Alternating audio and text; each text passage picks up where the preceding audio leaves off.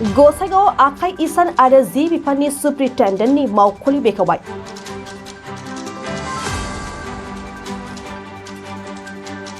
क'क्राझार जिल्लानि गसाइगाव महकुमा सदर सहर फोनांजाब हाब्रुबिलाव गोदानै लुनाय आखाइ इसान आरो जि बिफाननि सुप्रिटेन्डेन्टनि मावख'लिखौ दिनै बेखेवनाय जायो।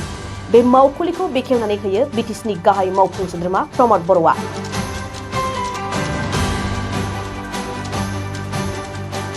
बे बेखेवनाय हाबाफारियाव बिफाननि मावफुं सोद्रोमा धनन्जय बसुमतारी, एमसिएलए सजल कुमार सिंह, माधव सेत्रीमोनहा बाहागो लायो। आखाइ इसान आरो जि बिफाननि बे मावख'लिया बिफाननि खामानि मावनायाव गोबां खाबु होगोन होननानै प्रमद बर'आ मिजिंथिनाय फोरमायो। खौरांगिरिफोरनि मोगा-मोगि लानायाव फैगौ ल'कसभा बिसायख'थिनि उनाव हाग्रामा महिलारिनि गलाया आबुं महरै बन्द जागोन होननानै प्रमद बर'आ फोरमायो। जी आमार हैंडलूम विभागৰ सुपारिनटेंडेंट ऑफिस এটা ইয়াত ওপেনিং কৰা হৈছে। ইনাগুৰেশ্যন আমি আজি কৰিলোঁ।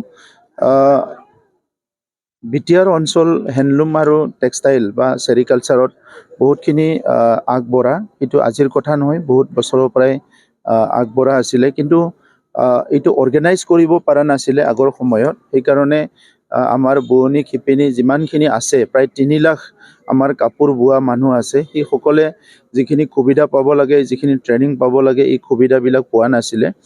সেইকাৰণে আমাৰ চৰকাৰ অহাৰ পিছত যিবিলাক অৰ্ধনিৰ্মিত অফিচ আছিলে সেইবিলাক আমি ক্ষিপ্ৰতাৰে নিৰ্মাণ কৰা আৰু নতুনকৈ অফিচ নিৰ্মাণ কৰা আৰু য'ত য'ত আমাৰ ট্ৰেইনিঙৰ সুবিধা নাছিলে সেইবিলাকত ট্ৰেইনিঙৰ সুবিধা কৰাৰ কাৰণে আমি প্ৰায় 16খন নতুনকৈ আৰু চেণ্টাৰ ডেভেলপ কৰি আছোঁ। 50 লাখ কৰি টকা দিয়া হৈছে।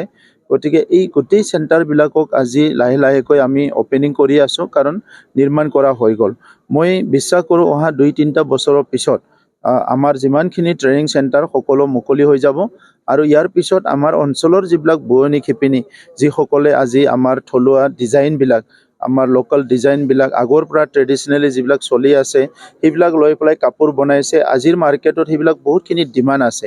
এইটো বড়োৰ যিখিনি আগৰ বুলি কয় যিটো ফুলবিলাক আছিলে সেইটো বহুতখিনি ডিমাণ্ড আছে। আৰু এতিয়া ইণ্ডিজিনাছ কাপোৰবিলাক আমাৰ বড়োৰ, অকল বড়ো নহয়, কাৰ্বি, ডিমাচা, মিচিং যিমানখিনি আছে সকলো আজি ডিজাইনবিলাক বিভিন্ন ৰকমে মানুহবিলাকে ব্যৱহাৰ কৰি আছে। তো আজি গোসাইগাঁৱত এইখন অফিচ বহুত দিনৰ পৰা আশা কৰি আছিলে, আজি অপেনিং কৰাৰ লগে লগে আৰু হেণ্ডলুম ডিপাৰ্টমেণ্টে বহুত ভালকৈ কাম কৰিব পাৰিব আৰু সমগ্ৰ গোসাইগাঁও অঞ্চলৰ বোৱনী শিপিনীসকলে ট্ৰেইনিং লোৱা বিভিন্ন কাম কাজবিলাক ইয়াৰ পৰা খুব স্মুথলি কৰিব পাৰিব। গতিকে মই আমাৰ হেণ্ডলুম বিভাগক কংগ্ৰেচুলেশ্যন জনাইছোঁ। গোসাইগাঁওবাসী ৰাইজকো মই আজি কংগ্ৰেচুলেশ্যন জনাইছোঁ যে ইয়াত ইমান ভাল এটা অফিচ পাবলৈ সক্ষম হৈছে। ইয়ে অনাগত দিনত অৰ্থনৈতিকভাৱে আগুৱাই যোৱাৰ সকলক, বিশেষভাৱে আমাৰ মহিলা ছেকশ্যনক বহুতখিনি ছাপোৰ্ট কৰিব। নিৰ্বাচনটোতো ডেট ডিক্লেয়াৰ কৰিব লাগে, ভোট দিব লাগে। আমিতো ৰেডি আছোঁ এনি টাইম আমি ৰেডি আছোঁ। খালি ইলেকশ্যন কমিশ্যনে ডেটটো ডিক্লেয়াৰ কৰিব লাগে।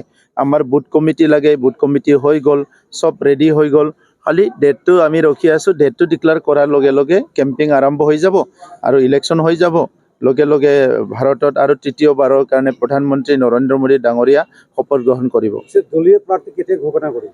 সোনকালে কৰিম, বহুত সোনকালে কৰিম। অসমীয়া ভাষাক এলাগী কৰাৰ এটা অভিযোগ আহিছে। এইটো আজি নহয়, বহুত আগৰ পৰাই। কেতিয়াবা বড়ো ভাষাক এলাগী কৰিছে, কেতিয়াবা অসমীয়া কৰিছে, কেতিয়াবা কাৰ্বা ভাষাক কৰিছে। এইবিলাক নাটকবিলাক বহুত আগৰ পৰা চলি আহিছে। কিন্তু সঁচা কথা হৈছে যে অসমত, ভাৰতত সকলো ভাষাই সমান মৰ্যাদা পাব লাগে আৰু সমান মৰ্যাদা দিব লাগে। সেইটো চবেই বিচাৰে, কাৰণ কোনো এনেই পোৱা নাই, সকলো সংগ্ৰাম কৰি আহিছে। তো সেইকাৰণে ভাৰতৰ সংবিধানে সকলো ভাষা, সকলো জাতি জনগোষ্ঠী ধৰ্মক সমান অধিকাৰ দিছে। কিন্তু কিছুমান ভাষা ৰিকগনাইজ হৈছে, কিছুমান ভাষা ৰিকগনাইজ হোৱা নাই। সেইকাৰণে আজি মইতো অসমীয়া ভাষাতে কৈ আহি আছোঁ। চ' কোনোবা ক'ৰবাত কিবা এটা হ'ব পাৰে, কোনোবা পোষ্টাৰত কোনোবা দিনা লিখিব পাহৰিব পাৰে, কোনোবা বেনাৰত কোনোবা লিখিব পাহৰিব পাৰে, এইবিলাক কথা কৈয়ে থাকে। তো সেইটো কথাটো এতিয়া মানে কোনোবা এজন দুইজনৰ কাৰণে খুব ইম্পৰ্টেণ্ট, আদাৰৱাইজ নাই। এইটো ৰেচন কাৰ্ডতো হ'ব লাগে, চবতো হ'ব লাগে, বড়ো থাকিব লাগে, অসমীয়াত যেতিয়া বড়োত নাহে, বড়ো সিদিনা ক্লাছ 6ৰ পেপাৰ নাছিলে বড়োৰ, তেতিয়া মানে বড়ো সংগঠনে ধৰিলে, কালি যদি অসমীয়াত নাই অসমীয়া ধৰিব, এইটোতো হৈয়ে আছে। গতিকে সেইটো চৰকাৰে যিমান পাৰি শুধৰণি কৰি আছে। তাৰ পিছতো কোনোবা এজনে দুজন বিষয়া থাকে, তাৰ মানে মগজত নাথাকে, কিবা এটা প্ৰিণ্ট কৰিব লাগে, সি কিবা এটা প্ৰিণ্ট কৰি দিয়ে। গতিকে য'ত য'ত হৈছে সেইটো আমি শুধৰণি জনাম। বড়োলেণ্ড অঞ্চলত, বিটিআৰ অঞ্চলত না বড়ো ভাষা, না অসমীয়া ভাষা, না বাংলা ভাষা, না আমাৰ নেপালী ভাষা, না কি ভাষা, কোনো এটা ভাষাই এলাগী নহয়, সকলো সান্তালী ভাষা। এতিয়া আমি যিবিলাক MIL পঢ়ি আছে, যিসকলে আগৰ BPFৰ চৰকাৰৰ দিনত নগণ্য এটা পাইছিলে যে এইটো দৰমাহৰ নামত মানে কি কয় ফাইনেন্সিয়েল এইডৰ নামত, সেইটো আমি এই বছৰ আৰু বাঢ়াই দিব বিচাৰিছোঁ, যাতে সকলো ভালকৈ ছাত্ৰ ছাত্ৰী যিসকলে MIL পঢ়িব বিচাৰে তেখেতসকলক ভালকৈ পঢ়াব পাৰে, সেইটো আমি ব্যৱস্থা কৰিব বিচাৰিছোঁ। পাতিছোঁ, আমাৰতো দেখা নাই আপোনালোকে কিমান ডাঙৰ পাতিছে, তেখেততকৈ বহুত ডাঙৰ আমি পাতিছোঁ। আপোনালোকে হাগ্ৰামা মহিলাৰ মিটিংটো মানে বহুত ভালকৈ কয়, আমাৰতো কিয় নকয়? আমাৰতো কৈ চাওকচোন। হা, ইমান বছৰটো 17 বছৰে কৈছিলে, একো কামত নহ'ল, কৰাপশ্যন হ'ল, হত্যা হিংসা, কিমান বেয়া পৰিৱেশ গ'ল। তাৰপিছত হাগ্ৰামা মহিলাৰ মিটিং এটা হ'লে এইটো মানে কয় যে হাগ্ৰামা ডাঙৰ মিটিং কৰিছে। আমাৰো কওক, আমাৰো হৈ আছে কেইদিনমানৰ পিছত। আমাৰটোতো কোনোদিন কোৱা নাই আপোনালোকৰ ডাঙৰ মিটিং হৈছে কি কৰিছে বুলি কেনে।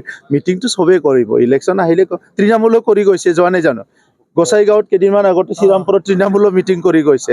চ' ইলেকশ্যন, পলিটিকেল পাৰ্টিটোতো ইলেকশ্যন আহিলে মিটিং কৰিবই আৰু। কিন্তু হাগ্ৰামা মহিলাৰী যিটো কৈছে আপোনালোকে, আগৰ যিটো টেষ্ট আছিলে, হাগ্ৰামা মহিলাৰী ক'লে আপোনালোকে আগতে যেনেকৈ অলপ মানে তীখা, অলপ মানে জ্বলা, অলপ মিঠা এনেকৈ ভাবিছিল, সেই তীখা মিঠা জ্বলা আৰু হাগ্ৰামা মহিলাৰী নাই আৰু। এতিয়া হাগ্ৰামা মহিলাৰী এই 2 দিনমান অলপ ইফাল সিফাল কৰিব। পাৰ্লিয়ামেণ্ট ইলেকশ্যনৰ পিছতো আৰু দোকান একদম সম্পূৰ্ণভাৱে বন্ধ হৈ যাব, আপোনালোকে চাই থাকক।